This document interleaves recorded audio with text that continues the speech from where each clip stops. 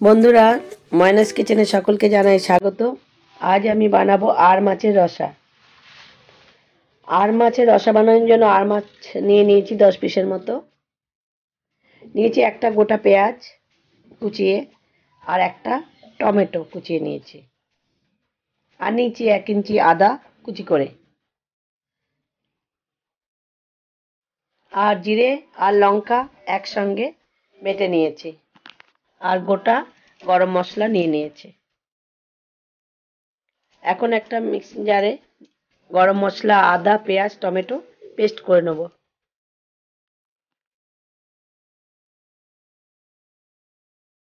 একটা ওভেনে কড়াই গরম হতে দিয়ে দিয়েছি, তাতে পরিমাণ মতো সর্ষের তেল দিয়ে দিলাম। এখন মাছগুলির মধ্যে ভালো করে নুন হলুদ মেখে নেব। আর মাছ বাড়িতে হয়তো সবাই বানিয়ে থাকেন, তো এইভাবে একদিন বানিয়ে খেয়ে দেখবেন। আমি যেভাবে বানাচ্ছি খেতে খুব ভালো লাগে। আর মাছে তো কাটা নেই, খুবই ভালো মাছ, টেস্টি মাছ।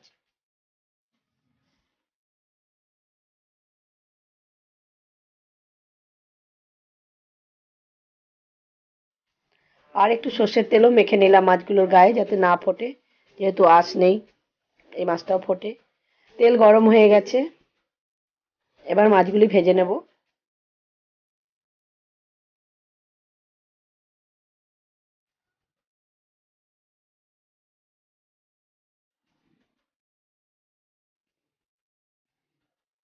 মাছগুলি উল্টে পাল্টে ভেজে নেব। খুব কড়া করে ভাজার দরকার নেই। মাছগুলি ভাজা হয়ে গেছে, এখন তুলে নেব।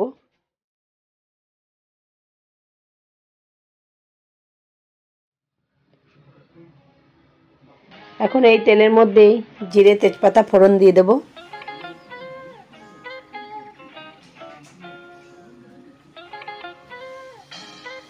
ফোড়নটা ভালো করে ভেজে নিয়ে পেস্ট করা মশলাটা দিয়ে দেব।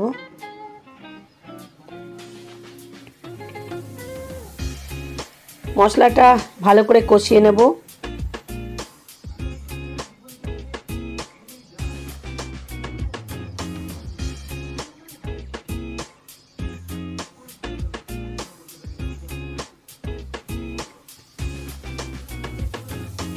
এরপরে জিরে লঙ্কা বাটাটা দিয়ে দেব, দিয়ে আরও কিছুক্ষণ ভালো করে কষিয়ে নেব।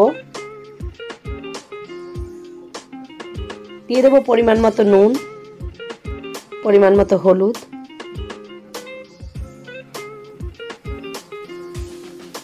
সমস্ত মশলা ভালো করে কষিয়ে নেব।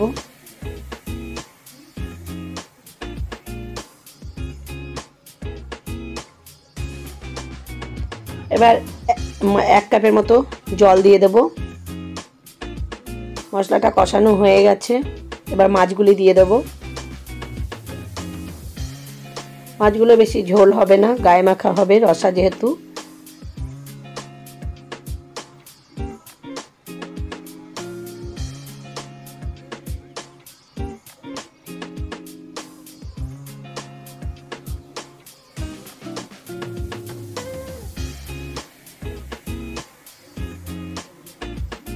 মাছগুলো সব দিয়ে দিয়েছি।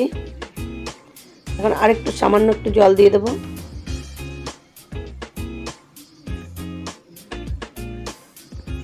এরপরে সিম আছে 10 মিনিট ফুটতে দেবো ঢাকা অবস্থায়। 10 মিনিট হয়ে গেছে, মাছগুলো আমার হয়ে এসছে।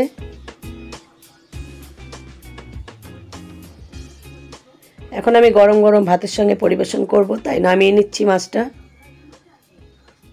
দেখুন কত সুন্দর হয়েছে আর মাছের রসা। আমার এই রেসিপিটা যদি আপনাদের ভালো লেগে থাকে, আমাকে একটা লাইক করতে ভুলবেন না, সাবস্ক্রাইব করতেও ভুলবেন না আমার চ্যানেলটিকে। নমস্কার বন্ধুরা, রেসিপিটি দেখার জন্য ধন্যবাদ।